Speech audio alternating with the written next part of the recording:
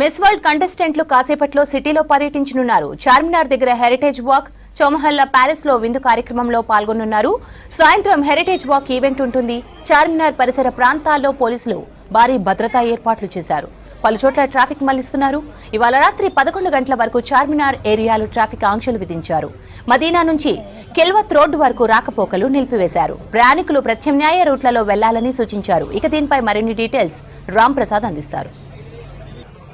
అతిథుల రాక కోసం హైదరాబాద్ మహానగరం ముస్తాబైంది. హైదరాబాద్లో ఉన్నటువంటి ప్రముఖ చారిత్రాత్మకమైనటువంటి కట్టడం చార్మినార్ వద్ద అయితే మనం ఉన్నాం. చూడవచ్చు, చార్మినార్ యొక్క పరిసర ప్రాంతాలన్నింటినీ కూడా సర్వాంగ సుందరంగా తీర్చిదిద్దడం జరిగింది.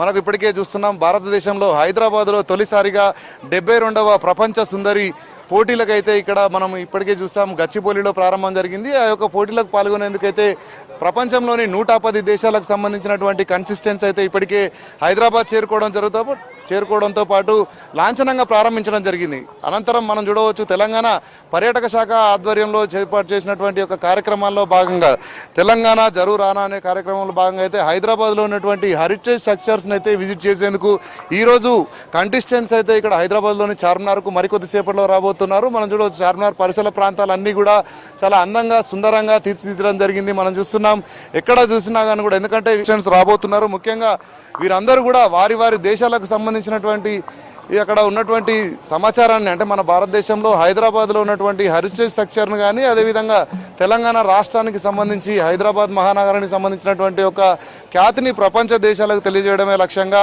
రాష్ట్ర ప్రభుత్వం, రాష్ట్ర ముఖ్యమంత్రి రేవంత్ రెడ్డి అయితే ఒక ప్రత్యేక కార్యక్రమాన్ని కూడా తెలంగాణ టూరిజం శాఖకు ఆదేశాలు జారీ చేసిన క్రమంలో ఈ యొక్క కార్యక్రమం మరికొద్ది సేపట్లోనే ఇటు హైదరాబాద్ నుంచి అయితే ఇక్కడికి కన్సిస్టెన్స్ అయితే రాబోతున్నారు. కన్సిస్టెన్స్ అయితే వచ్చిన అనంతరం అయితే వాళ్ళు తొలుత ఇటు గుల్జారీ హౌస్ ప్రాంతం నుంచి అయితే ఇటు చార్మినార్లోకి, ఇటు హెరిటేజ్ వాక్లో భాగంగా ఇక్కడికి వస్తారు. అనంతరం ఇక్కడ ఒక స్టేజ్ని కూడా ఏర్పాటు చేయడం జరిగింది. వెల్కమ్ స్టేజ్ని ఏర్పాటు చేయడం జరిగింది. అనంతరం మనం చూడవచ్చు, ఇక్కడ ఈ యొక్క చార్మినార్ ఎంట్రన్స్లో మనం గమనిస్తే ఇక్కడ మనకు చాలా అద్భుతమైనటువంటి డెకరేషన్ కూడా ఏర్పాటు చేయడంతో పాటు పోలీసులు అయితే పూర్తి స్థాయిలో భద్రతను కూడా ఏర్పాటు చేశారు. ముఖ్యంగా మనం చూస్తే ఇటు హైదరాబాద్లో చార్మినార్ అనగానే కొంత ట్రాఫిక్ అనేది ఎక్కువ ఉంటుంది.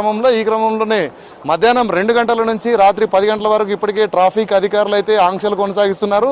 చాలా ప్రాంతాల్లో కూడా, సమీప ప్రాంతాల్లో నుంచి కూడా ట్రాఫిక్ను డైవర్ట్ చేస్తూ అయితే ప్రత్యేకంగా రోడ్ మ్యాప్లను రిలీజ్ చేయడం జరిగింది. అంతేకాకుండా ఇటు పోలీసులు అయితే కట్టుదిట్టమైనటువంటి భద్రతా ఏర్పాట్లు కూడా చార్మినార్తో పాటు మనం చూడవచ్చు. ఎందుకంటే చార్మినార్ వద్దకు వచ్చిన అనంతరం అయితే చార్మినార్లో భాగమైనటువంటి ఇటు భాగ్యలక్ష్మి అమ్మవారిని కూడా ఒక కన్సి అయితే విజిట్ చేయబోతా ఉన్నారు. అంతేకాకుండా ఆ పక్కనే ఉన్నటువంటి మనం చూడవచ్చు మకా మసీద్ కూడా ఉంది. ఆ మసీద్తో పాటు అక్కడి నుంచి అయితే దానికి సుమారు 100 మీటర్ల దూరంలో ఉన్నటువంటి చౌమల్లా ప్యాలెస్ కూడా ఈరోజు రాత్రి రాష్ట్ర ప్రభుత్వం తరఫున వాళ్ళకు ప్రత్యేక డిన్నర్ను కూడా ఏర్పాటు చేయడం జరిగింది. ఈ డిన్నర్లో రాష్ట్ర ముఖ్యమంత్రి రేవంత్ రెడ్డితో పాటు ఉప ముఖ్యమంత్రి భట్టు విక్రమార్క, అంతేకాకుండా ఇటు టూరిజం శాఖకు సంబంధించినటువంటి మంత్రులు, అదేవిధంగా వివిధ శాఖల మంత్రులతో పాటు ఉన్నతాధికారులందరూ కూడా ఈ యొక్క కార్యక్రమంలో పాల్గొనబోతా ఉన్నారు. సుమారుగా సాయంత్రం 4 గంటల నుంచి ప్రారంభం కానున్నటువంటి ఈ యొక్క కార్యక్రమానికి అయితే ఇప్పటికీ అన్ని రకాలుగా భద్రతా ఏర్పాట్లు చేయడంతో పాటు ఇక్కడ కార్యక్రమాలన్నీ కూడా నిర్వహించేందుకు వివిధ శాఖలన్నీ కూడా ఏర్పాట్లు చేయడం జరిగింది. ప్రధానంగా మనం చూస్తే చార్మినార్ ప్రాంతంలో